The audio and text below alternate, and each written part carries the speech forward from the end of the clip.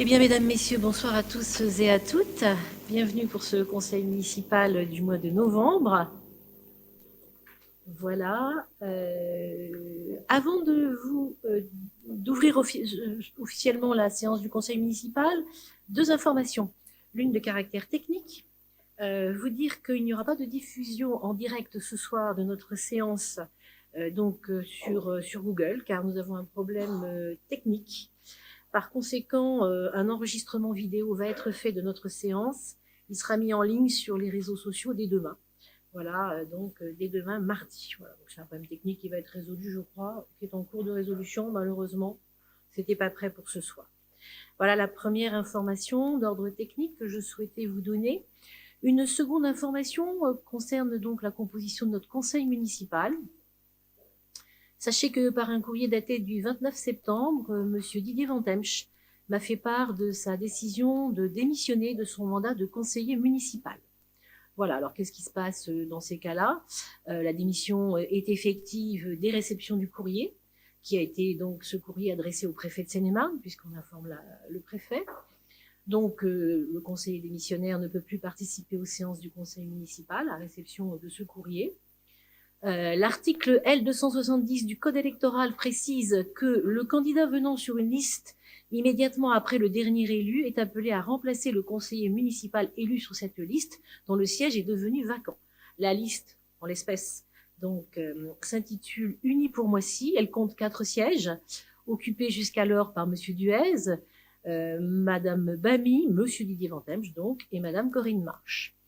Donc, le suivant de liste, appelé à remplacer dans l'ordre de la liste, en tout cas, Monsieur Vantemsch, c'est Monsieur Pierre Durual.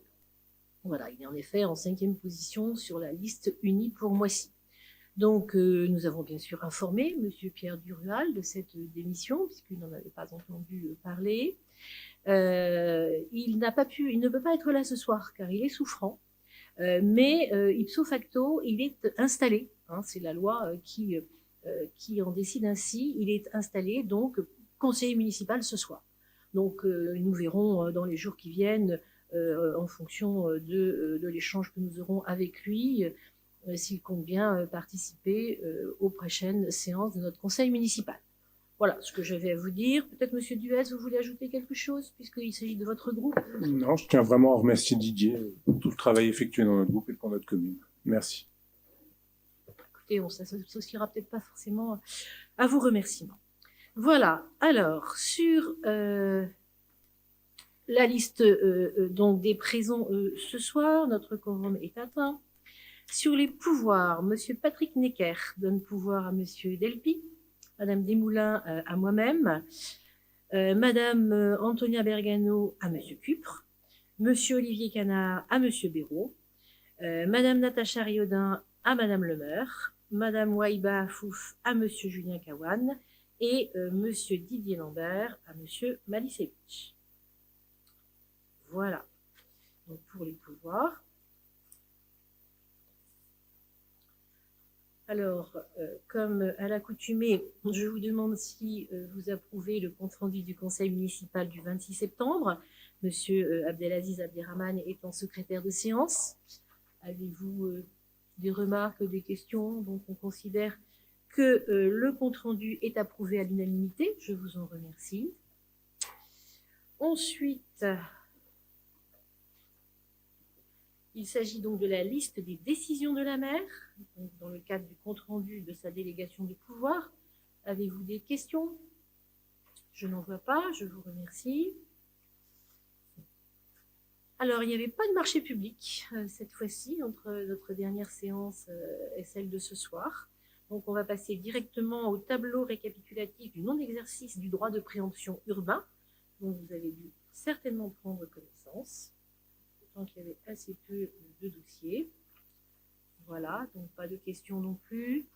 On prend acte. Et donc, nous voici à l'ordre du jour de notre conseil municipal. On va désigner un secrétaire de séance. Y a-t-il des candidats? Ah, Madame Chappe, pardon, Monsieur Delpy. Elle était plus rapide. Voilà. Donc, un conseil municipal de 12 points. Mais En premier point, ça n'est pas notre habitude ici à Moissy-Cramayel. Néanmoins, nous avons tenu à vous proposer l'adoption d'une motion. Voilà, je le disais à l'instant, c'est vrai que c'est pas dans nos habitudes de nous plaindre à Moissy. On fait toujours face à l'adversité, difficultés parfois pour boucler les budgets, pour voilà maintenir une offre de services publics de façon donc satisfaisante. Mais là, nous sommes très contrariés et nous souhaitons l'exprimer par le biais donc de cette motion que je vais vous proposer d'approuver tout à l'heure. En effet, vous n'êtes pas sans savoir que les collectivités locales en France donc, sont frappées de plein fouet par l'augmentation des prix de l'énergie. Également, on constate tous une inflation qui, ce soir, est à plus de 6%, je parle sous le contrôle de Julien Béraud. Également, la baisse des dotations de l'État ne cesse donc de s'allonger ou de se confirmer. Donc, dans ce contexte, ben, ça va pas bien du tout. Alors, il n'y a pas que Moissy-Cramayel, évidemment. Et d'ailleurs, la motion que je vous soumets ce soir, elle est pour partie inspirée d'une motion qui a été approuvée au niveau de l'agglomération Grand Paris Sud Seine-et-Saône-Sénart, donc qu'il a adoptée il y a quelques semaines. Alors, dans cette motion, qu'est-ce que nous disons? Eh bien, donc, nous rappelons la crise énergétique qui frappe les communes, la réduction des financements. On vous rappelle que les dotations telles que le FPIC, que la DSU, que le FSRIF, voilà, se réduisent de plus en plus pour Moissy-Cramayel. Également, l'État a décidé, et c'est bien en soi, bien sûr, d'augmenter de manière très significative les employés municipaux, le personnel des collectivités locales, une augmentation de plus 3,5%. Et je le répète, c'est très bien, mais voilà, c'est une décision qui impacte directement nos charges de personnel. Donc, pas de compensation à ce jour, en tout cas, exprimée par le gouvernement. Également, le coût du traitement des ordures ménagères, qui est de plus en plus cher. Également, des charges nouvelles. Figurez-vous qu'il faut faire face à la prise en charge des conséquences des inondations. Hein, c'est une taxe qui s'appelle la GEMAPI. Et donc, nous avons vu apparaître cette nouvelle fiscalité sur nos feuilles d'impôt cette année. Donc, c'est pas négociable, c'est comme ça, c'est la loi. Voilà, donc, si vous voulez, entre des événements exogènes, on pense aux conséquences de la guerre en Ukraine, évidemment. Je le répète, les prix de l'électricité et du gaz qui flambent, l'inflation par conséquent. Et puis, un État qui quand même déshabille progressivement les collectivités locales de toute autonomie financière, j'insiste beaucoup là-dessus, parce que c'est vrai que c'est de l'argent en moins, mais en plus c'est de l'autonomie, tout simplement. On peut même plus décider voilà, du montant de telle ou telle taxe, de telle modulation d'impôts locaux, c'est fini. Plus de taxe d'habitation, taxe foncière encore un peu, vers où on va, on ne sait pas trop. Est-ce qu'on ne peut pas finalement à un moment donné se demander si ce gouvernement finalement ne serait pas en train d'amorcer la disparition des communes? La disparition des communes. On a vu récemment la Cour des comptes dire mais finalement les intercommunalités ça suffit. Les communes c'est pas si nécessaire. Sous-entendu peut-être même que sont pas très bien gérées. Enfin, il y a un climat de suspicion dans ce pays qui accable les collectivités, singulièrement les villes, singulièrement les élus que nous sommes, qui sommes pourtant en première ligne. Ça aussi, c'est reconnu, c'est dit, et c'est même voilà reconnu par le président de la République, mais rien n'y fait. Le résultat, plus d'autonomie financière, baisse des dotations, et donc, s'agissant des compétences, transfert massif à l'agglomération. Voilà, donc quand on ajoute, je le répète, parce que c'est très important, nous ne sommes pas les seuls à être touchés, vous le savez bien, tous les ménages également, les entreprises. Quand on ajoute donc le coût de l'énergie, eh bien nous sommes pris à la gorge. Et ça, la conséquence de ce constat, c'est que nous ne pourrons pas cette année voter notre budget comme nous le faisons habituellement au mois de décembre. Ça n'est pas que nous ne sommes pas prêts, les services ont fait leur travail, préparé donc les prévisions budgétaires. Nous-mêmes, nous pourrions parfaitement, évidemment, le voter, ce budget, mais nous ne pouvons pas. Nous ne connaissons pas nos rentrées financières. Qu'est-ce que va faire l'État? Est-ce qu'il va protéger les collectivités? Est-ce qu'il va mettre en place un bouclier vis-à-vis de l'augmentation un bouclier tarifaire vis-à-vis de l'augmentation donc des prix de l'électricité et du gaz? On ne sait pas. On croit savoir que Madame Borne y réfléchit, y travaille. Est-ce que le gouvernement attend le congrès des maires qui se tient la semaine prochaine pour faire des déclarations? On peut peut-être l'imaginer. Mais là, on est dans le mar de café. Hein. On se dit que voilà, peut-être qu'on saura à un moment donné ce que l'État compte faire pour protéger aussi les collectivités. Parce que si nous ne sommes pas protégés par l'État, eh bien, seuls, nous ne pourrons pas faire face à ces augmentations. Donc, je le répète, nous ne pourrons pas adopter notre budget faute d'informations, donc s'agissant notamment d'une protection tarifaire. Nous ne pouvons pas voter notre budget au mois de décembre, comme nous avions l'habitude de le faire. Alors, c'est pas grave en soi. Vous le savez, les villes peuvent voter leur budget jusqu'au mois d'avril. Hein. Donc, nous allons attendre, comme toutes les communes de France, les 34 000 communes de France. On va attendre la parole d'en haut, hein, de l'État, qui va nous dire si, voilà, on pourra bénéficier de quelques largesses ou générosité ou rattrapage, enfin, que sais-je. Donc, pour vous donner une idée, mais vous avez lu cette motion, bien sûr, hein, que nous vous avons adressée, on vous rappelle qu'on avait provisionné, pour faire face donc à nos frais en matière d'énergie, on avait dépensé 800 000 euros en 2021. Prudent, on avait prévu plus d'1 million d'euros en 2022, et on va tenir tout juste. Hein. Mais si on applique les augmentations que nous annoncent nos prestataires, eh bien c'est 4 millions d'euros qu'il faudrait prévoir pour 2023, alors que nous n'avons qu'1 million. Voilà, de prévu à ce jour. Mais comment on fait, quoi? 3 millions d'euros. Et je le répète, on n'est pas les seuls. Tous, on est comme ça. Voilà. Donc là, on ne sait pas faire, puisque l'État décide des ressources des collectivités, on va lui demander ce qu'il pense hein, de leurs dépenses et comment il compte les accompagner. Voilà, donc bien sûr, on pourrait fermer des services publics. Est-ce que c'est ça qu'on attend de nous? Je ne pense pas. En tout cas, c'est pas notre ambition ici à Moissy-Cramayel, d'autant que nous avons une ville, vous le savez, dont la population est très jeune, une ville qui est consommatrice de services publics, et c'est tant mieux quelque part, mais ça coûte aussi. Hein, voilà, s'occuper des enfants, les services périscolaires, la restauration scolaire. On travaillait tout à l'heure, voilà, sur les projections en 2023, nonobstant l'inflation, hein, sur les projections des prix de l'alimentation. Enfin voilà. Comment fait-on?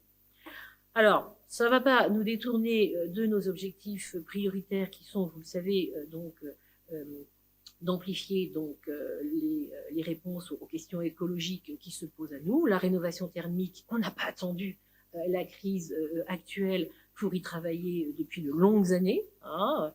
Nous réparons, nous confortons, nous reprenons nos locaux. Voilà, tous les locaux municipaux sont régulièrement mis en conformité pour consommer moins d'énergie. Et puis, vous le savez, on est assez exemplaire en matière de production, par exemple, de légumes, demain de fruits. Et cette production, eh bien, elle nous permet d'alléger hein, les coûts donc, de notre restauration scolaire. Mais il y a tout le reste à faire. Et c'est vrai que faire partie des collectivités qui se battent pour lutter contre le réchauffement climatique, ça suppose des moyens aussi. C'est une mutation, c'est une évolution, mais il faut l'accompagner, cette évolution. Ça ne se décide pas du jour au lendemain, et je le répète, il faut des moyens. Voilà, donc pour toutes ces raisons, mesdames, messieurs, chers collègues, moi je vous propose d'approuver cette motion. Je vous ai dit, je pense, l'essentiel. Donc qu'est-ce qu'on demande à l'État? À court terme, la mise en place d'un bouclier énergie en faveur des collectivités, j'en ai parlé tout à l'heure, donc des tarifs spécifiques que le gouvernement mettrait en place pour nous protéger de l'augmentation des prix de l'électricité. C'est un bien commun, l'énergie, l'électricité. Voilà, on ne peut pas laisser déraper comme ça les prix. Hein. C'est pas possible, il faut se protéger. Nous demandons aussi la mise en place d'une taxe sur les super profits. C'est vrai que c'est un débat national. Je le répète, on n'a pas trop l'habitude ici à Moissy-Cramayel de nous engouffrer dans des débats nationaux. Et notre esprit n'est pas de polémiquer.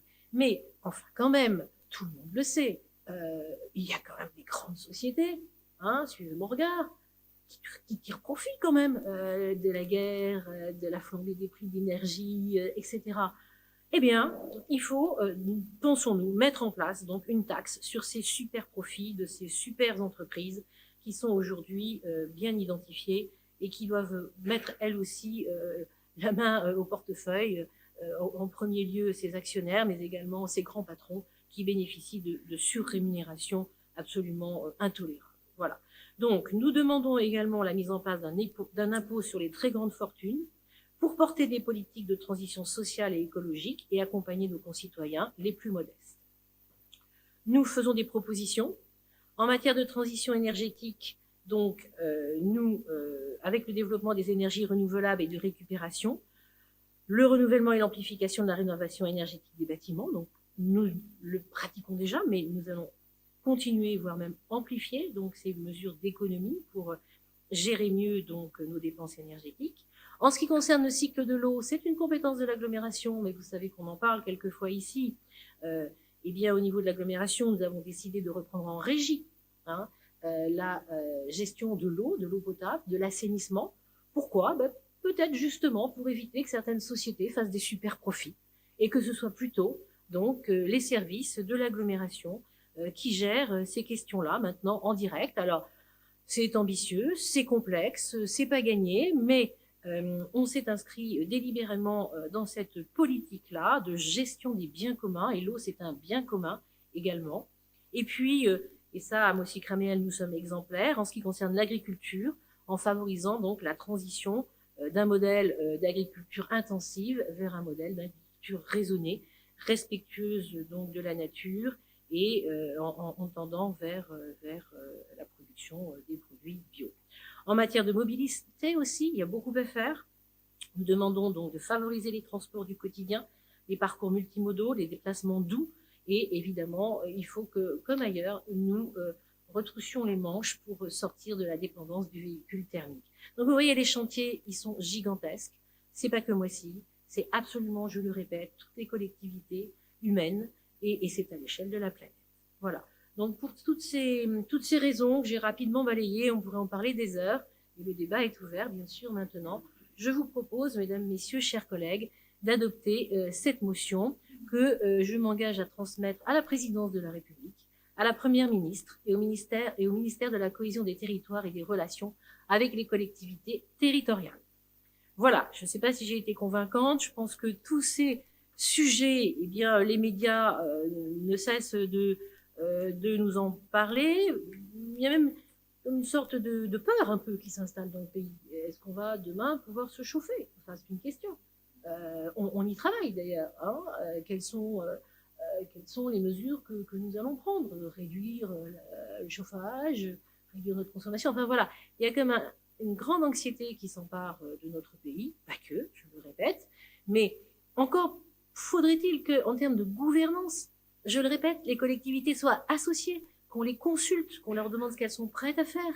Tout comme les Français et les Françaises, on sait que tout le monde a compris qu'il y avait un problème, plusieurs problèmes, et chacun est prêt à prendre sa part.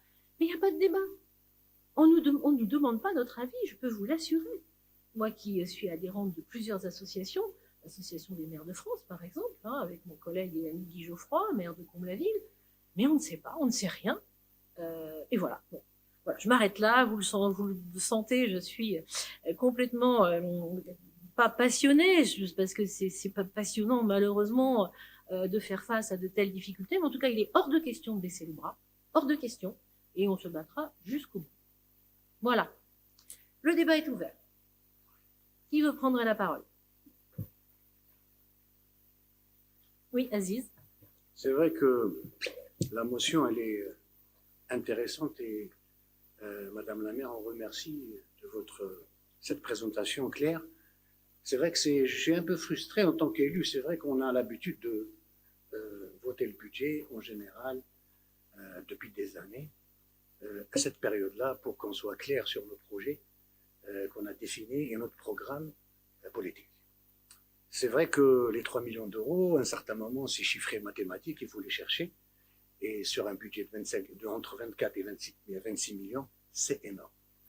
Donc, j'espère qu'il y aura un bouclier énergétique de l'État pour qu'on soit un petit peu à l'abri.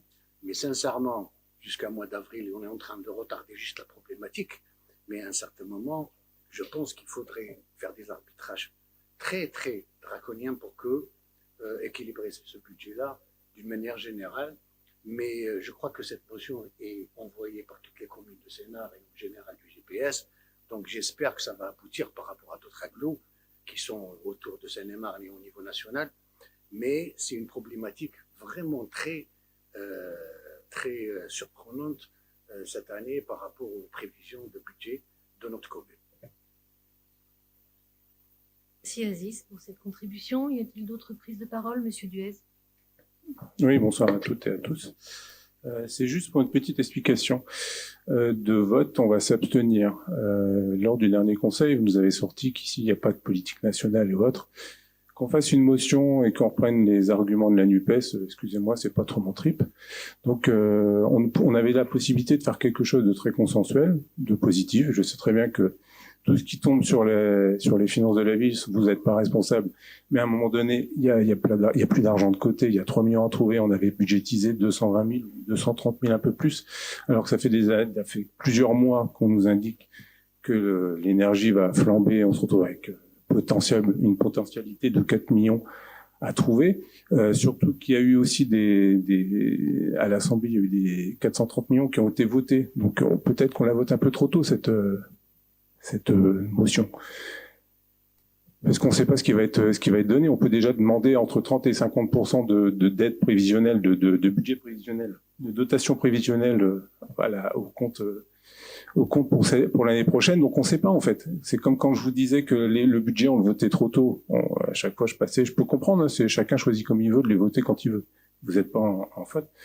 Mais quand il arrive un coup dur comme ça, on se rend compte que le budget, si on le vote au mois de mars, on a un peu plus de latitude pour savoir ce qu'on va faire. Voilà. Donc c'est pour ça qu'on va s'abstenir, parce qu'on trouve que vous avez fait un peu trop de politique dans votre motion. Je comprends vos arguments, hein, c'est pas personnel, c'est pas contre vous, mais quand on répète à longueur de conseil qu'on fait pas de politique nationale ici, c'est exactement ce que vous avez fait dans cette motion en demandant par exemple la taxation de l'USF ou autre.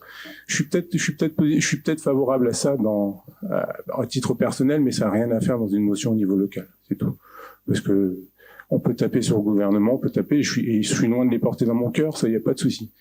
Mais à un moment donné, il faut pas toujours tout remettre sur la question on va encore avoir de l'argent, on va attendre de l'argent du gouvernement, mais pourquoi? Le diagnostic de l'économie, si on n'a rien, on fait quoi? On fait quoi? On est sous tutelle? Parce qu'on les trouve pas, les 3 millions? On fait quoi? Il n'y a aucune piste d'économie. Quand j'avais un précédent conseil, j'avais demandé des pistes d'économie. Vous les aviez pas encore, on les a eues certaines dans le journal municipal qui suivait 5 ou 6 jours plus tard. Donc à un moment donné, on est toujours dans ce conseil et 5 ou 6 jours après, on a toujours des nouvelles. Donc ce que je regrette, c'est juste que vous avez fait un peu de politique nationale en indiquant ça. Si vous aviez fait une motion en indiquant qu'on a besoin d'aide, effectivement, qu'il y a des difficultés, mais envoyer des pistes pour refaire de la politique nationale, je suis pas ici pour faire de la politique nationale. Je vous remercie. Merci. Quelques commentaires. Je vous rappelle, c'est 3 millions d'euros qui manquent, hein, pas 4. Voilà. Non, mais il y a 1 million qui est normal, entre guillemets, ok? Donc il ne manque pas celui-ci.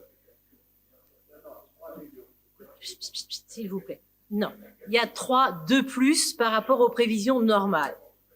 Oui, mais c'est normal. On paye bien notre électricité, notre gaz chaque année, d'accord? Donc c'est 3 millions en plus de ce qui était prévisible avant la guerre en Ukraine, d'accord?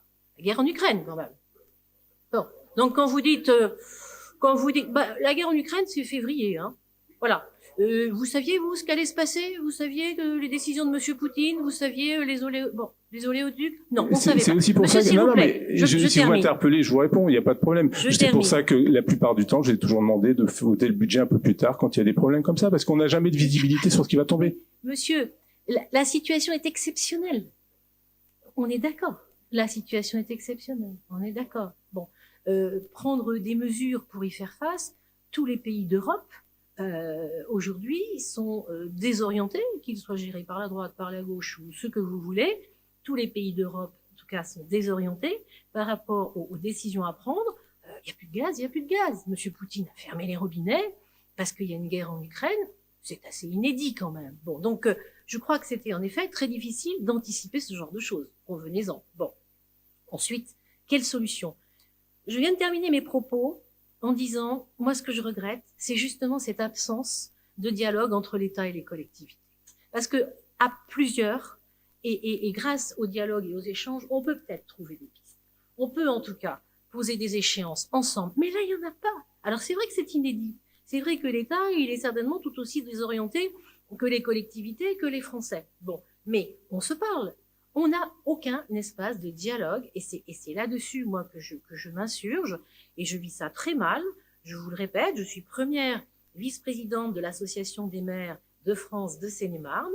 Je dialogue avec mes collègues. Monsieur Guy Geoffroy est appelé à des responsabilités importantes auprès du gouvernement pour représenter les collectivités. Et Monsieur Guy Geoffroy, il revient vers nous à chaque fois en disant je ne sais pas, je ne sais rien, j'attends. Voilà, donc je ne l'invente pas. Il y a 34 000 communes en France qui vont reporter le vote de leur budget parce que nous n'avons pas de données aujourd'hui. Donc c'était ce que je voulais vous dire. Et par rapport, vous dites bon, on va s'abstenir parce que vous faites de la politique nationale. Moi, je comprends que dans les termes, en effet, de la motion, il y a des choses qui vous choquent. Pas de souci. Moi, je respecte les orientations politiques des uns et des autres. Vous êtes de droite, je suis de gauche, donc c'est pas un problème, ça, j'allais dire. Hein. Voilà, ça nous empêche pas de gérer la ville convenablement.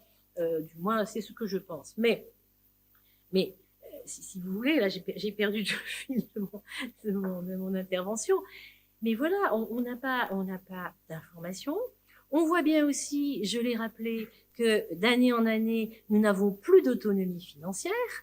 Ça, c'est un fait. Et ça, c'est avant la guerre en Ukraine. Hein, voilà. La taxe d'habitation qui disparaît, la taxe foncière, pendant combien de temps encore est-ce qu'on va la garder, les dotations, etc., les nouvelles taxes qui nous sont imposées. Donc, c'est un ensemble, tout ça. Et c'est vrai que la guerre en Ukraine, j'allais dire, c'est la cerise sur le gâteau, quoi. Alors là, on est au fond du fond. Et moi, je réclame cette gouvernance, avec ce gouvernement. Je ne suis pas la seule. Toutes les associations d'élus, Association des maires de France, Association des grandes agglomérations, Association des petites villes, Association des intercommunalités, on est tous à dire la même chose. On veut du dialogue, on veut gérer ensemble les difficultés. Bien sûr que ces difficultés s'imposent à nous tous, mais parlons-en et n'attendons pas des décisions qui descendent d'en haut. Et là, il ne s'agit pas de politique quand je dis cela. Ce sont des faits. Ce sont des faits. Et je le répète, et je l'ai dit en préambule, jamais dans cette instance, nous ne faisons de politique nationale. Jamais nous n'avons des diatribes sur ceci, cela. Bon, bien sûr qu'on fait de la politique quand on fait des choix en matière de tarification, en matière d'urbanisme, en matière... Voilà, bien sûr que c'est de la politique, mais c'est de la politique de proximité, on va dire. Là, je pense qu'à un moment donné, et c'est le moment, et je vais terminer là-dessus, Monsieur Duez, vous dites, cette motion, elle arrive trop tôt. Bah, peut-être pas, parce qu'il y a un congrès, là, la semaine prochaine, un congrès des maires de France. Monsieur Macron sera présent, ses ministres aussi, parce que c'est la tradition. Eh ben, il est temps, grand temps, qu'en effet, il y a un mouvement dans ce pays, de l'ensemble des collectivités, qui s'exprime et qui envoie au chef de l'État un message. Et c'est le très bon moment, et je me réjouis que notre conseil municipal tombe aujourd'hui, hein, parce que vite fait, je peux vous assurer que dès demain, notre motion, elle va être transmise à qui de droit. Voilà. Et toutes les villes font ça. Alors, avec leurs mots, avec leur formulation, leur expression, c'est pas forcément des motions, mais je peux vous assurer que tous les maires, aujourd'hui, expriment exactement l'inquiétude que je suis en train d'exprimer et souhaitent porter haut et fort ce message auprès de la présidence de la République, clairement. Parce que c'est à ce niveau-là qu'il faut entendre ce message. Donc je pense que notre timing, il est très bon.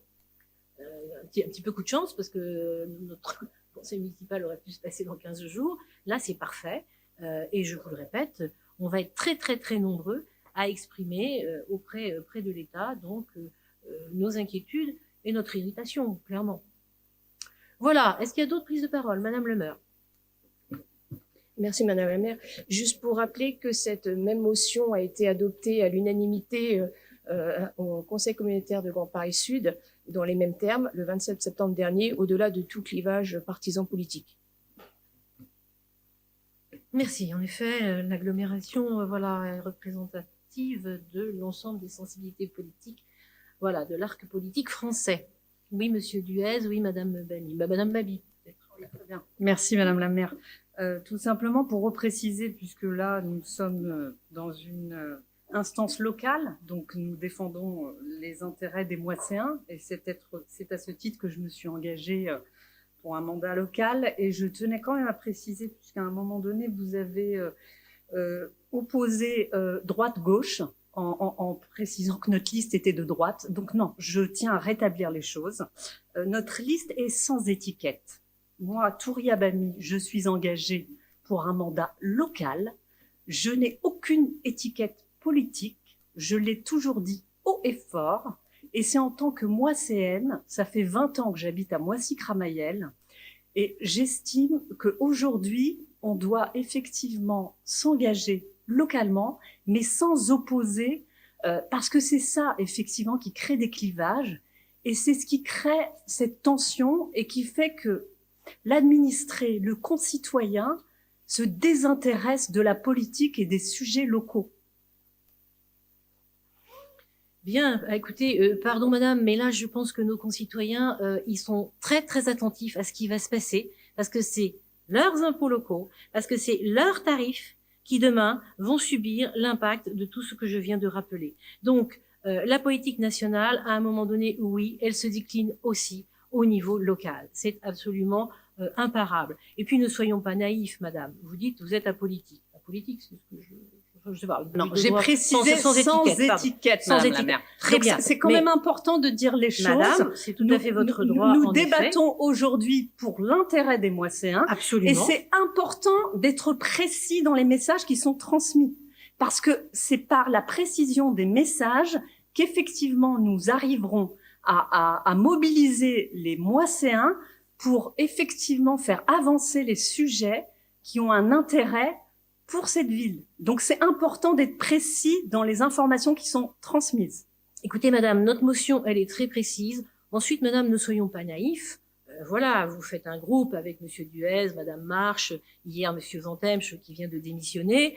Que je sache, les étiquettes politiques de ces messieurs, en l'espèce, elles sont connues. Donc, mais c'est pas grave, je veux dire, chacun autour de cette table, tout le monde n'a pas sa carte au Parti socialiste, hein. Je vous rassure.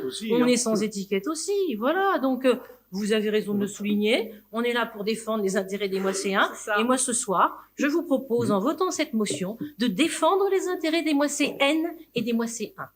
Voilà, monsieur Duez. Oui, juste pour rappeler, je ne sais pas si vous connaissez bien ma vie privée, mais si vous arrivez à me sortir quelque part où j'étais adhérent à un parti depuis très longtemps, vous me faites signe. Voilà, merci. Il semblait que vous étiez présenté. J'étais sans étiquette, c'était spécifié sur le document. Voilà, j'étais là par amitié aussi pour monsieur Alain Ouzé, maire de Réau, pour qui j'ai beaucoup d'estime. Voilà. Je suis désolé, aujourd'hui, on est dans un débat conseil municipal. Je suis désolé, à un certain moment, quand on se met dans une liste droite ou gauche ou centriste, les habitants de Moissy ou de toute la France savent comment différencier entre la droite et la gauche. Moi, je suis sans étiquette, il y en a plein qui sont sans étiquette, mais je suis un homme de gauche. Je suis tout à fait désolé. On est sur la motion, donc il ne faut pas s'évader sur la oui, mais je suis tout à fait. Je pense à un certain moment rester sur les mots. Mais je suis tout à fait. Je suis tout à fait d'accord avec vous. Donc on va dire que maintenant on a une majorité NUPES Renaissance, puisque maintenant vous avez pris le candidat qui était La République en Marche, Renaissance au dernier municipal. Voilà. Bon, écoutez, moi j'aime pas les polémiques. Je sais que vous les aimez beaucoup. Ne comptez pas sur nous pour nous engager dans ce genre de discussion oiseuse. Nous sommes là pour défendre les intérêts des Moisséennes et des Moisséens. Et voter cette motion, c'est interpeller notre gouvernement pour dire protéger les habitants de ce pays, protéger les habitants de cette ville en ne leur faisant pas subir les impacts d'une crise énergétique hors du commun. Voilà. Donc, mesdames, messieurs, nous allons donc voter. Voilà. Donc, qui s'abstient? Donc, 3. Très bien, les 3 représentants du groupe Uni pour Moissy. Qui vote contre? Eh bien, je ne vois pas de vote contre. Je vous remercie. Donc, pour cette approbation massive que les Moisséens et les Moisséennes comprendront, à mon avis, sans aucune difficulté. Voilà, nous allons passer donc aux délibérations suivantes. Madame Betty Chap, sur une délibération qui concerne la cession d'une parcelle communale. Betty. Merci. Bien, nous parlons là, vous connaissez sans doute ce programme immobilier, le programme porté par le promoteur Pitch, qui se situera donc sur un terrain qui est à l'angle de la rue du Marché-Basson et de l'avenue Jean Jaurès. Il y a une cellule de vente à l'entrée de Moissy. Je pense que tout le monde connaît ce programme dont nous avons eu l'occasion de parler, bien sûr, dans des commissions aménagement l'an passé déjà. Ce programme qui est constitué donc de 100 logements et une surface d'activité assez conséquente, qui sera en rez-de-chaussée à l'angle de Marché-Basson et Jean Jaurès, est situé sur un terrain qui est composé de 2 parcelles. Une parcelle le long de Marché-Basson qui appartient à l'EPA et une parcelle où se situait le garage antérieurement et une parcelle au 44 avenue Jean Jaurès de 1800 mètres carrés qui appartient à la ville de Moissy-Cramayel. Donc, cette délibération vous propose donc une cession. La direction des domaines a été sollicitée, bien sûr, pour évaluer le prix de cette parcelle, qu'elle a évalué à 379 000 €, dont elle a déduit également les coûts de déconstruction et de dépollution qui étaient estimés à 319 000 €. Et elle a validé donc une valeur vénale de ce foncier à 50 000 € hors taxes et 60 000 € TTC. Donc, ce qui est proposé dans cette délibération, c'est d'effectuer une cession de ce terrain, selon l'évaluation des domaines, à l'EPA, de manière à ce que l'EPA ensuite puisse globalement poursuivre l'acte de vente auprès du promoteur. Cette délibération, si vous en êtes d'accord, permettra à Madame la maire de signer les documents afférents à cette cession. Merci Betty. Est-ce qu'il y a des questions sur cette délibération, Monsieur Duez? Oui, juste une petite question. Théoriquement, le montant était estimé à 379 000, c'est ça? Si, si on avait eu un terrain pas pollué, pas déconstruit, rien du tout. La pollution vient du terrain qui était à côté, loué par le PA au garage. Si j'ai Non, pas du tout. C'était d'accord. Donc c'était la pollution, elle vient d'où?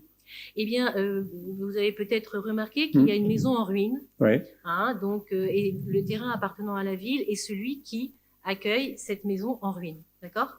Et cette maison, si ma mémoire est bonne, appartenait à un marchand de charbon et de fioul. Et ce monsieur avait donc des cuves de fioul et des stockages de matériaux polluants donc sur ce terrain qui a été racheté par la ville il y a bien longtemps déjà. Donc en fait, on s'est aperçu que non seulement il fallait dépolluer la partie garage, mais elle qui était sur un terrain appartenant à l'EPA, mais également la partie ancienne maison bourgeois, je crois que c'est ça, bourgeois, hein, voilà, l'ancienne maison bourgeois qui est également, le terrain est également pollué. Voilà. D'accord. Mais, pardon? Oui. J'ai juste une autre petite question, parce que théoriquement, on met dans la délibération, il est précisant que les frais de déconstruction et de dépollution, c'est à la charge de l'acquéreur. Mais quelque part, c'est un peu à notre charge à nous, puisque c'est ce qu'on perd de ce qu'on n'a pas. Voilà, c'est pas dans le texte, c'est ça que j'ai du mal à comprendre. C'est qu'on dit que c'est l'acquéreur qui va payer, mais en fait, nous, on déduit le montant. Pour lui, c'est 0. Et une autre question pour savoir si le PA va revendre combien le terrain au promoteur, parce que sur cette parcelle. Surtout que je crois qu'il reste encore une maison qui n'a pas été, il n'y a pas encore de solution. Donc j'aimerais bien ça aussi si on a des nouvelles, parce que ça me surprend que tout a été détruit, mais que celle-ci elle reste, parce qu'à un moment donné ça va poser un petit peu de problème. Enfin je sais pas, par rapport au projet immobilier, c'est bizarre, parce qu'en général on peut exproprier pour moins de choses si enfin je sais pas. Hein. Donc voilà, c'est une question, mais je trouve que la formulation de la délibération, c'est plus nous qui payons quelque part les Moisséens qui perdent 319 000 € que le promoteur qui prend à sa charge, puisque nous on lui revend qu'à 50, toute taxe comprise 60 000. Donc il y a quelque chose c'est pour ça que moi je vais m'abstenir, parce que c'est pas, pour moi il y a un truc bizarre. Je vais essayer de vous expliquer. C'est certainement un dossier qui a été présenté en commission, Betty.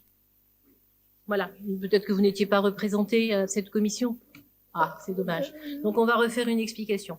Alors juste Madame la maire, excusez-moi. Quand bien même. Vous pouvez demander la parole. Excusez-moi. Quand vous la prenez. Merci. Les commissions, certes, c'est une chose, mais les Moisséens ne siègent pas en commission.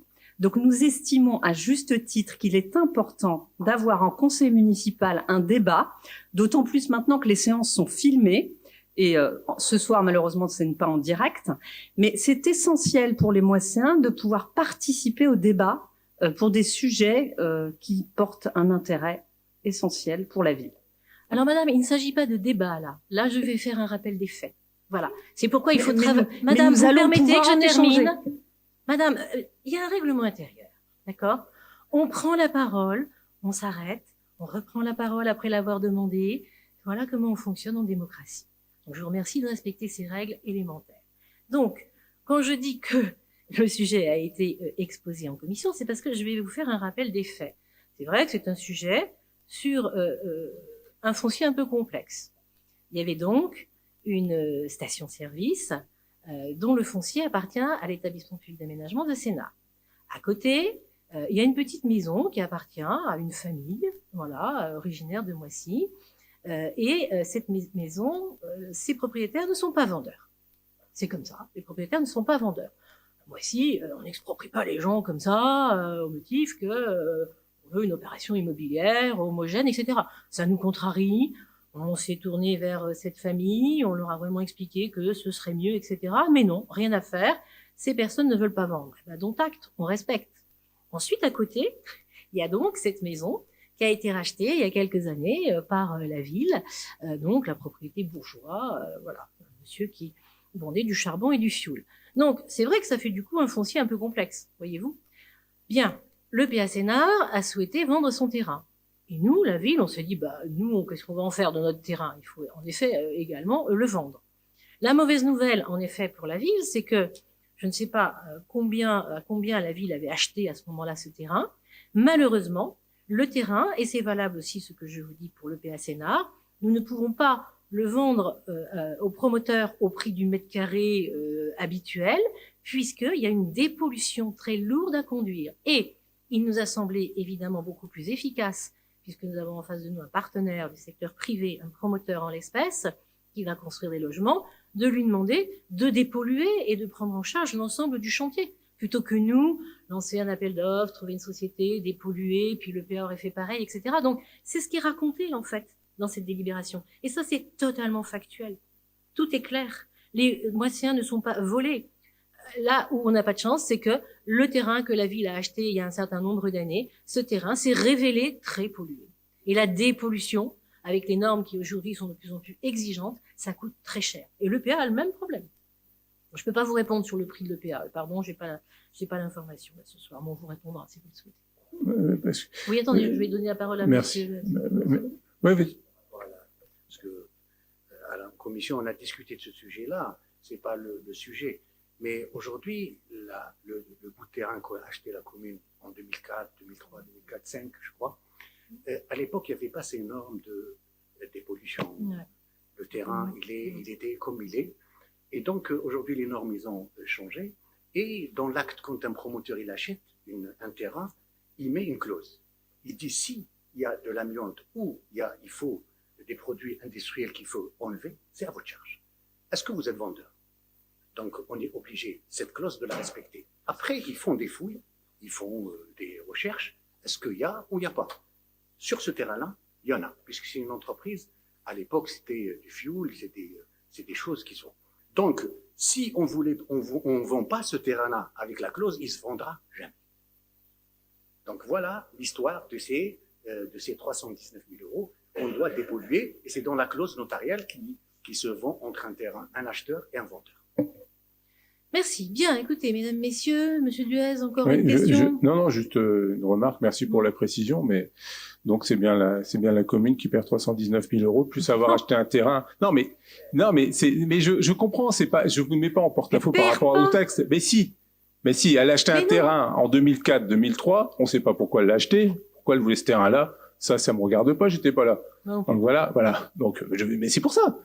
Donc, on achète un terrain, on ne sait pas pourquoi on voulait l'acheter à l'époque, parce et on revend un terrain où on dit que c'est à la charge du promoteur, mais sur un terrain qui est estimé d'une parcelle de plus de 1800 mètres carrés, qui est estimé à 379 000 euros, on se retrouve avec 60 000 euros dans la poche après avoir acheté quelque chose en 2004. Je ne sais pas, d'ailleurs, j'aimerais bien savoir le montant auquel on a acheté ça en 2004 et quel était le projet, parce qu'on n'achète pas un terrain. À Moissy, j'ai rarement vu qu'on achetait ou qu'on achetait, on fait le droit de préemption ou quoi que ce soit. Donc j'aimerais bien savoir pourquoi en 2004 on l'a acheté. On devait avoir un projet dans la tête. Je pense pas que Monsieur Fournier, il s'est dit je vais acheter ce terrain-là pour faire plaisir. Je pense que c'est une très bonne affaire quand on a acheté ça, parce qu'il y a 100 logements qui vont se faire. Et Oui, s'il y avait mais on pas les récupère 1800 quoi, nous, mètres- 60 les 000 800 balles mètres carrés, on fera que 40 logements. Ouais, Donc c'est très bénéfique pour on moi. récupère, on récupère, Bien, on bien, s'il récupère vous plaît, 60 s'il 000 vous euros. plaît, s'il vous plaît. Bon, écoutez, Voilà, voilà, si vous voulez pas comprendre, c'est pas grave, hein. On va voter, parce qu'à un moment donné, quand on tourne en rond et qu'on est de mauvaise foi, on ne s'en sort pas.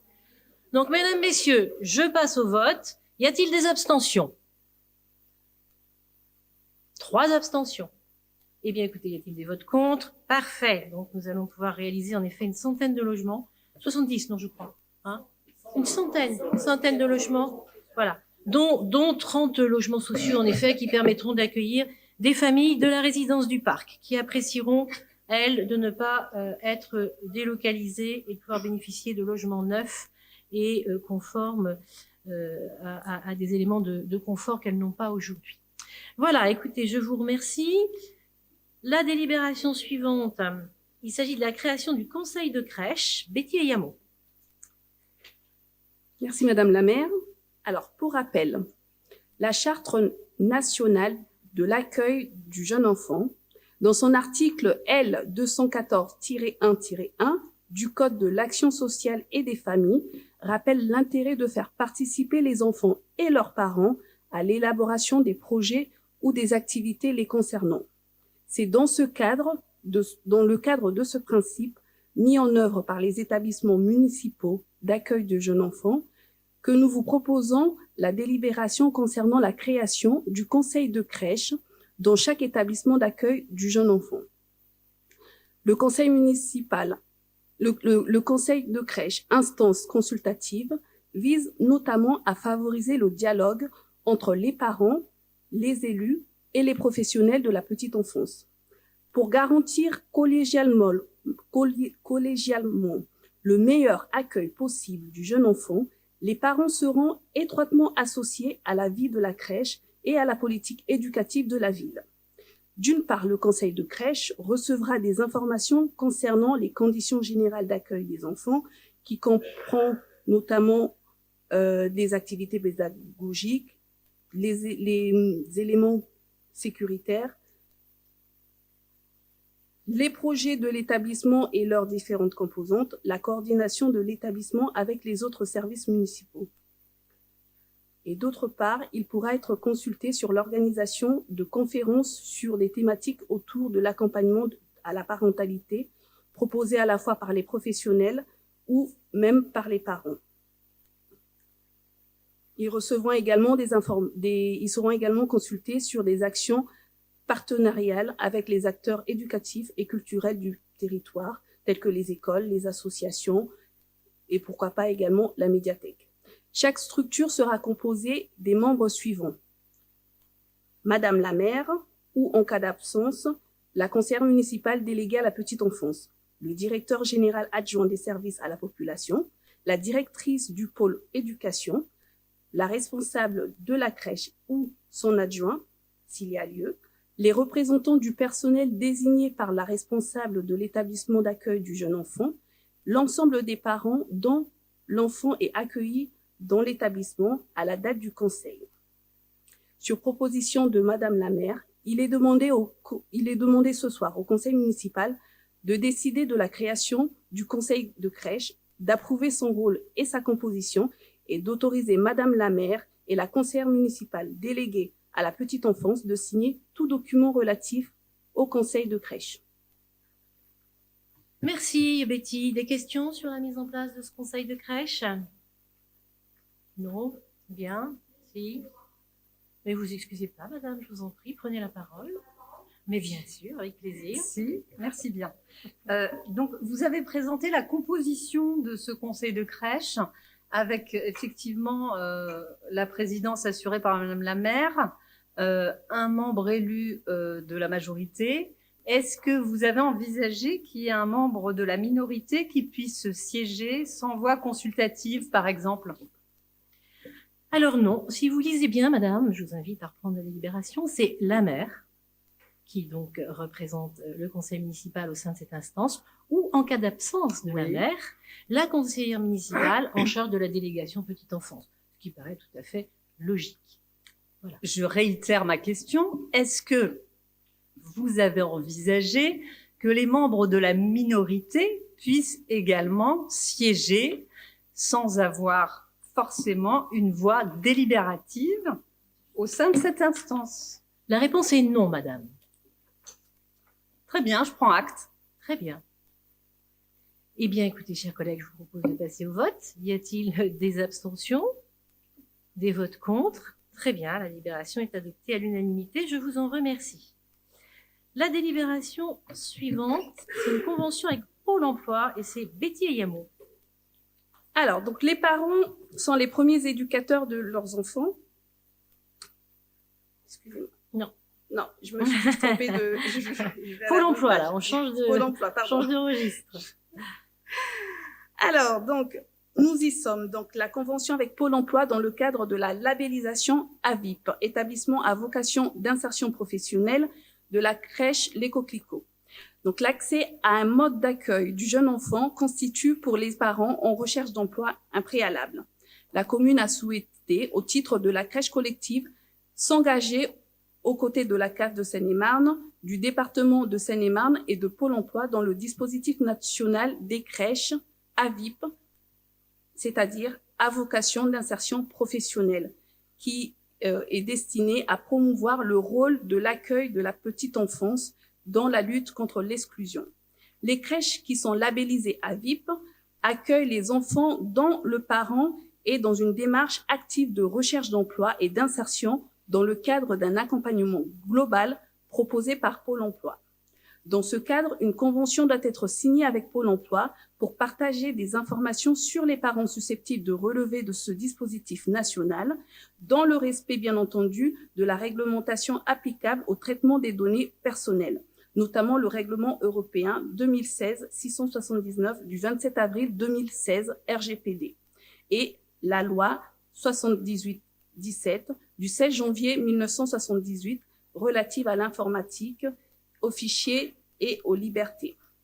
La commune pourra prétendre à un soutien financier de la Caisse d'allocation familiale de Seine-et-Marne et du département de Seine-et-Marne si au moins 20% de la capacité d'accueil de la crèche collective, c'est-à-dire 12 places, bénéficie à des familles dans cette situation. Les propositions d'accueil faites dans le cadre de ce dispositif AVIP sont étudiées dans le respect du règlement d'attribution des places des établissements d'accueil du jeune enfant, créé par la délibération DEL 19-051 du 1er juillet 2019 et modifié par la délibération DEL 22-21 du 21 mars 2022. Il est demandé ce soir au conseil municipal,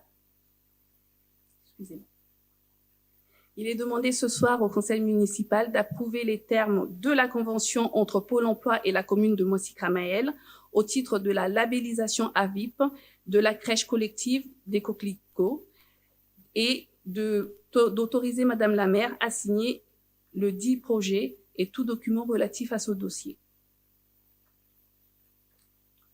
Merci. Des questions? Monsieur Duez. Oui, merci. On est tout à fait favorable à ce dispositif, mais on a des petites questions à se poser. C'est pour 6 mois, c'est ça? Quand la personne cherche un emploi, c'est renouvelable une fois, si j'ai bien compris le principe. Je laisse Betty Ayamo répondre là. Moi, je vous. Parce que théoriquement, ce que j'ai étudié le truc, c'est une période de 6 mois quand la personne est en recherche d'emploi. On peut le repousser encore de 6 mois si elle effectivement l'a bien cherché, si j'ai bien compris. Hein. Enfin, vous devez connaître le dossier. Donc, ça arrive à 1 an. Mais j'ai 2 petites questions. Si cette personne trouve un emploi, par exemple, au bout de 3 mois, est-ce que d'office, je suis pas contre ça, reste bénéficiaire de la crèche jusqu'à la fin du mandat, parce que du mandat, pardon, voilà, du contrat.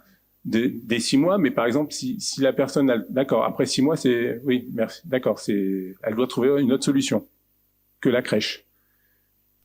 quelqu'un peut trouver un travail au bout de 3 mois, il va jusqu'aux 6 mois parce que son enfant est placé pendant 6 mois, mais après c'est à lui de trouver une place en crèche ailleurs, ou une place, il doit postuler, ou il doit trouver une nounou, ou d'office il prend une place en crèche.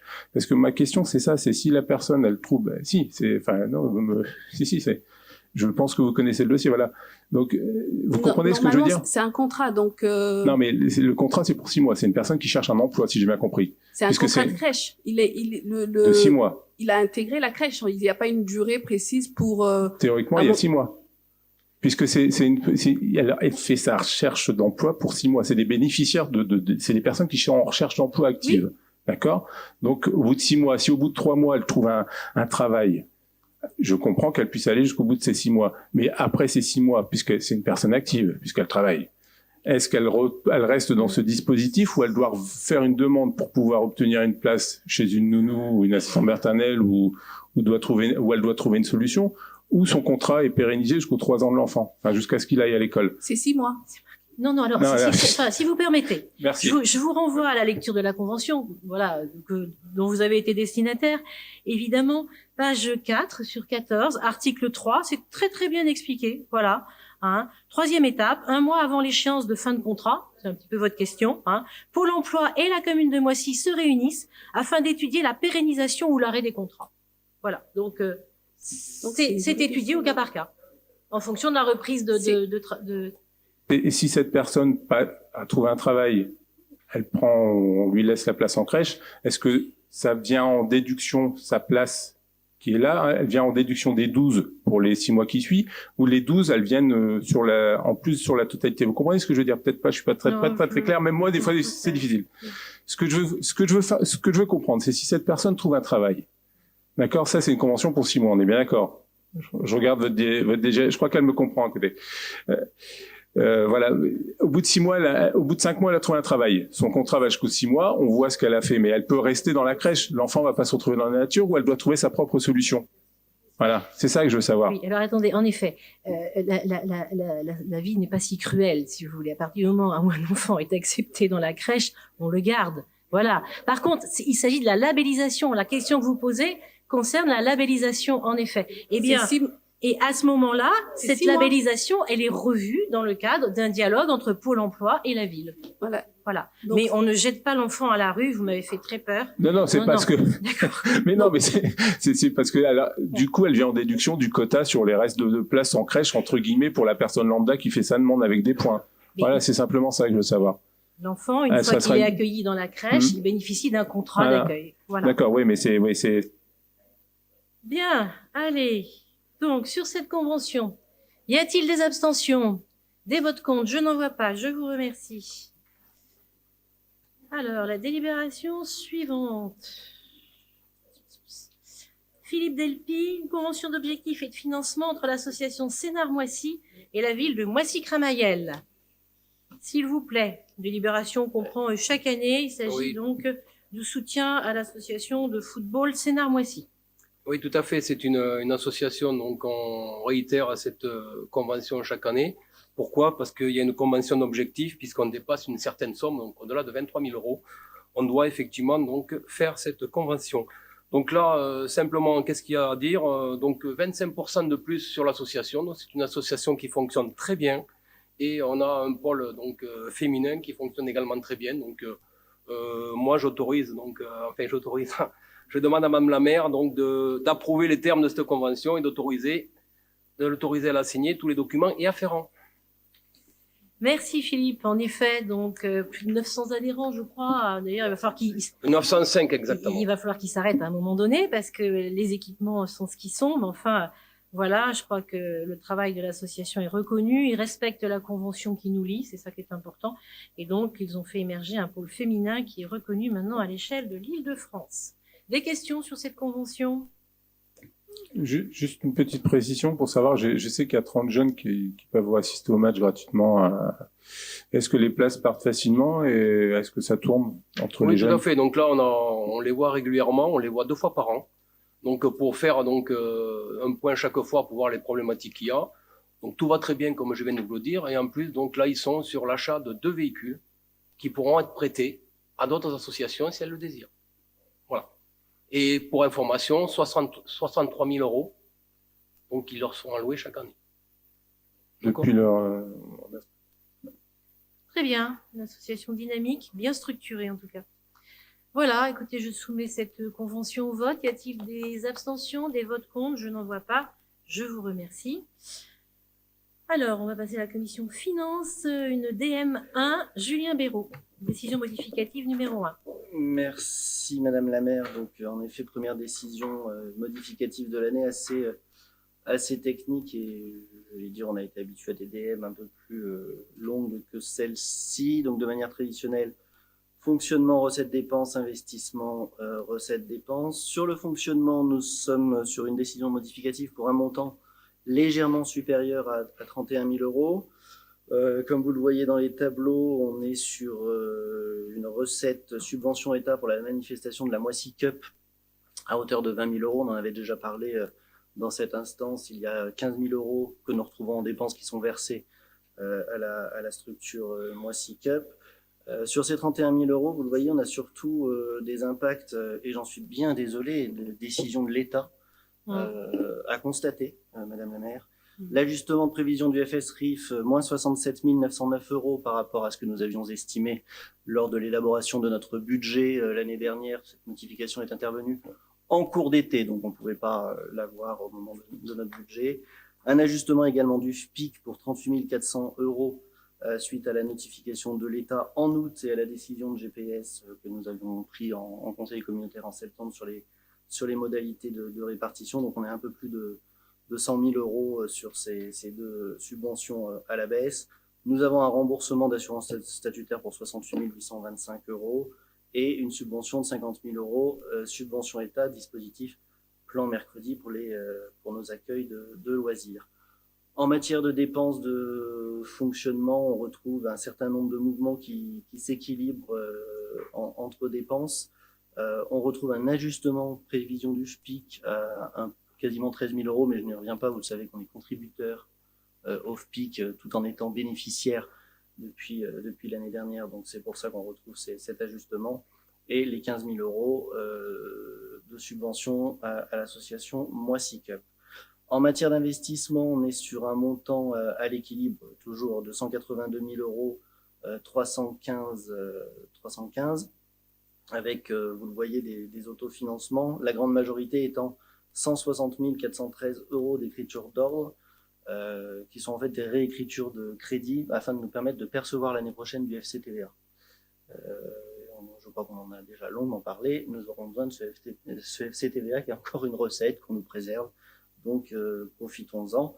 Un léger ajustement sur la taxe d'aménagement à hauteur de 1100 euros. En matière de dépenses d'investissement, vous voyez différentes dépenses qui s'équilibrent également pour 182 315. On retrouve nos écritures d'ordre et l'amortissement des subventions transférables que nous avions en recettes de fonctionnement qu'on retrouve en dépenses d'investissement. Donc, comme je disais, une décision modificative assez technique sans grande modification. Merci Julien. Des questions? Allez, monsieur Duez. Ah, merci. Je sais que vous attendiez ma question. Non, c'était juste une explication. Ah oui, mais je sais. C'est juste une explication de vote pour dire qu'on s'abstient comme c'est le budget. C'est ça en rapport avec le budget. Merci. Merci. Donc, abstention de l'opposition et la délibération est donc adoptée. Merci beaucoup. Des créances éteintes, Julien Béraud. Délibération que nous connaissons, effacement de dette suite à une décision de la commission de surendettement du 7 septembre 2022. Nous sommes sur un montant total de 695 euros de factures qui ne pourront donc plus du tout être recouvrées par la ville, donc à effacer des prévisions de recettes de notre commune, donc 695 euros de moins. Merci. Pas de commentaires, j'imagine. Abstention, vote contre, adopté. Ensuite, toujours monsieur Béraud, je vais le laisser présenter la délibération. Il s'agit de l'attribution d'une subvention exceptionnelle en faveur de l'AFM, donc Téléthon. Oui, donc dans la continuité de ce que nous avons pu mettre en place en 2020 et 2021, Vous vous souvenez, 2020, éclatement du Covid. Aucune manifestation n'ont pu être réalisée, ou très très peu sur les territoires pour la FM Téléthon, puisque nous étions en période de second confinement sur la période du Téléthon fin 2020. Donc la commune avait décidé, en lien avec les communes de Grand Paris Sud derrière, puisque je rappelle que la FM Téléthon est sur le territoire de Grand Paris Sud, une subvention exceptionnelle avait été allouée en 2020. Nous avions reconduit une subvention exceptionnelle en 2021 puisque les manifestations n'avaient pas forcément pu se tenir non plus de partout, ou du moins dans des proportions moindres. C'était 7 000 € la première année, 3 500 € l'année dernière. Nous proposons de reconduire une subvention à hauteur de 3 000 € pour l'AFM Téléthon, au motif que la crise n'est pas totalement terminée, ou du moins si elle était à la base sanitaire, elle est aujourd'hui économique et sociale. Et donc, c'est aussi marquer notre solidarité envers l'AFM Téléthon, qui, je le redis, est une association qui est sur notre territoire de l'agglomération Grand Paris Sud, Seine-et-Saône, Sénart, et une délibération similaire sera prise demain soir par l'agglomération. Absolument. Merci, Julien. Des questions? Moi, je tiens à saluer, en tout cas, l'engagement des enseignants de Moissy-Cramayel, sous la houlette, si je puis dire, de Francky Campois, qui est un enseignant donc à l'école maternelle de Jattot, c'est bien ça, et qui inlassablement, depuis plusieurs années, donc impulse une coordination donc au niveau des écoles, qui peuvent, au sein bien sûr de leurs établissements, puisque vous savez qu'on ne peut pas pénétrer dans les écoles sur le temps scolaire, assurent des animations, des collectes de fonds, etc., etc. Donc je tiens vraiment à les remercier chaudement, vivement. C'est vrai que c'est un combat qu'il ne faut surtout pas déserter, et il y faut beaucoup d'énergie. Donc merci Monsieur Quincampoix et ses collègues, ils sont nombreux à Moissy à s'investir. Voilà, donc quant à nous, un soutien indéfectible aussi au niveau de notre conseil municipal. Merci de l'avoir rappelé, Julien. Donc nous passons au vote, approbation à l'unanimité, j'imagine. Voilà, merci beaucoup, chers collègues. La délibération numéro 9, il s'agit d'une convention de groupement de commandes pour la passation des marchés d'assurance. Julien, un avenant. Oui, alors on est sur une délibération que nous rencontrons chaque année dans notre instance. Je vous rappelle très rapidement le contexte pour le marché d'assurance de la commune. C'est la ville de Moissy qui est porteuse du marché d'assurance pour la ville et pour le CCAS. Les procédures et la conduite de ces contrats étant un peu lourds, et autant que la ville se porte garante des procédures et de la gestion. Simplement, chaque année, on prend une délibération qui consiste en un avenant à cette convention de groupement entre la commune de Moissy et le Centre communal d'action sociale pour procéder au remboursement par le CCAS des sommes dues au titre de l'assurance. Donc pour la responsabilité civile, ce sont un peu plus de 521 €. Pour les dommages aux biens, ce sont 62,53 €, ces deux sommes étant prélevées sur le budget principal du CCAS. Et en matière d'automobile, de montant 123,84 € et 743,04 €. La convention reprécisant les véhicules utilisés par le CCAS est concernée par cette assurance. Donc, en adoptant cette délibération, on autorise Madame la maire à signer cet avenant 6 avec le CCAS. Merci Julien. Y a-t-il des questions? Je n'en vois pas. Abstention, vote contre. Délibération adoptée. Voilà. Ensuite, on passe à l'administration générale et ressources humaines. Comme chaque année également, cette délibération revient. Il s'agit donc de voter une indemnité d'administration et de technicité pour l'année 2023 pour le corps donc des membres des polices municipales. Voilà, donc nous avons des montants d'indemnité à fixer pour le grade de gardien brigadier et le grade de brigadier chef principal. Voilà, donc je répète, c'est une délibération que nous sommes obligés de prendre pour ce corps, justement, voilà, de collaborateurs spécifiques. Espérons qu'un jour, ils réintégreront le tronc commun et qu'on n'en fera plus une affaire, une histoire particulière. Voilà. Est-ce qu'il y a des questions sur cette indemnité? Je n'en vois pas. Y a-t-il des votes contre, des abstentions? Bien, merci. Adopté à l'unanimité. Les avantages en nature pour l'année 2023 également. Chaque année, on passe en revue donc les avantages en nature consentis à certains membres de l'administration. Donc, est-ce que vous avez des questions sur ces avantages en nature, logement, véhicules, etc. Non, je n'en vois pas. Je soumets au vote des abstentions, des votes contre, adoptés à l'unanimité. Je vous remercie. Et enfin, une modification du tableau des effectifs.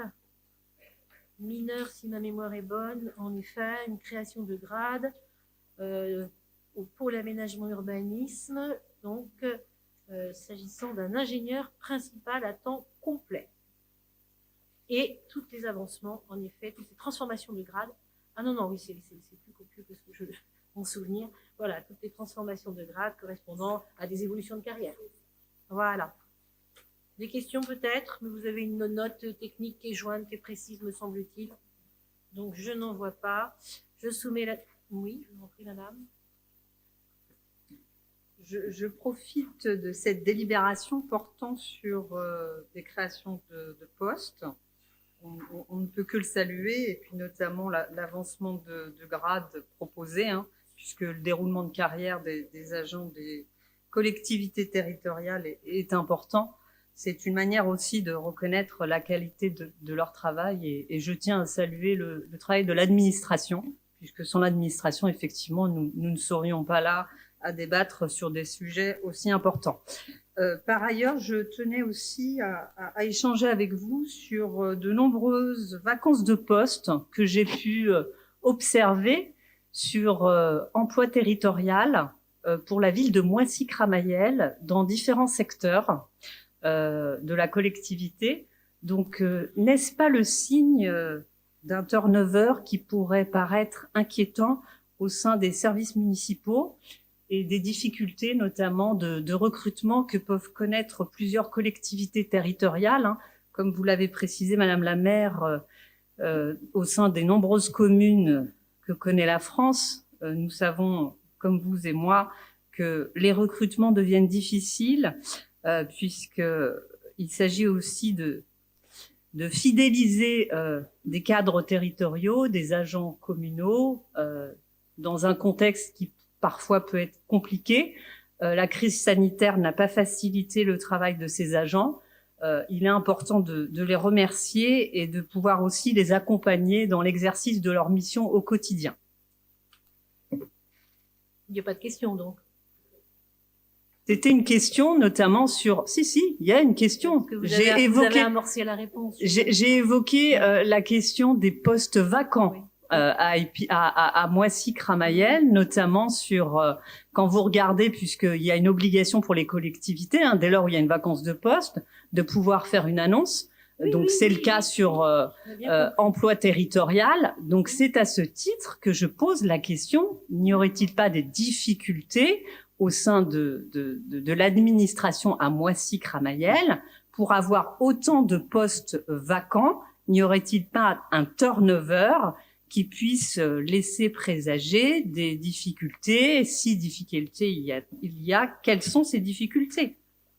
Ah, non, parce que dans votre développement, j'avais entendu que vous faisiez allusion aux difficultés de recrutement dans notre pays, aussi bien d'ailleurs dans le secteur privé que dans le secteur public, hein. Donc, vous l'avez dit, donc je ne vais pas le redire parce que ça ne sert à rien de se répéter. Donc, en effet, ça c'est la toile de fond. Oui, les collectivités locales, singulièrement, mais pas que, aujourd'hui ont beaucoup de mal à recruter, notamment sur certains emplois. Mais ces emplois sont de plus en plus diversifiés. Donc, on peut épiloguer là-dessus. Je ne pense pas qu'il y ait un sujet particulier à Moissy-Cramayel. Il suffit de regarder dans les autres collectivités. Vous faites allusion à une revue, donc j'imagine que l'ensemble des villes communiquent sur leur recrutement. Nous devons être dans la moyenne des villes qui ont en effet des difficultés à trouver des collaborateurs. Voilà, on peut épiloguer là-dessus longtemps. Voilà, je vous le répète, Moissy-Cramayel ne se distingue pas, heureusement ou malheureusement, et un examen attentif de ces délibérations que nous prenons régulièrement, permettrait de vous en assurer, si je puis dire. Voilà. Donc non, rien d'extraordinaire, des difficultés coutumières aux collectivités. Voilà, mesdames, messieurs, je vous propose de voter. Y a-t-il des abstentions, des votes contre? Je vous remercie. Eh bien, notre séance est levée. Pourquoi dois-je demander... Ah, les listes d'émargement, c'est ça? Il y a une liste d'émargement s'agissant de la DM1 qu'il faut signer. Hein, voilà, donc je vois Viviane qui se lève. Donc, mesdames, messieurs, ne vous dispersez pas tout de suite. Signez avant de quitter la salle. Merci beaucoup.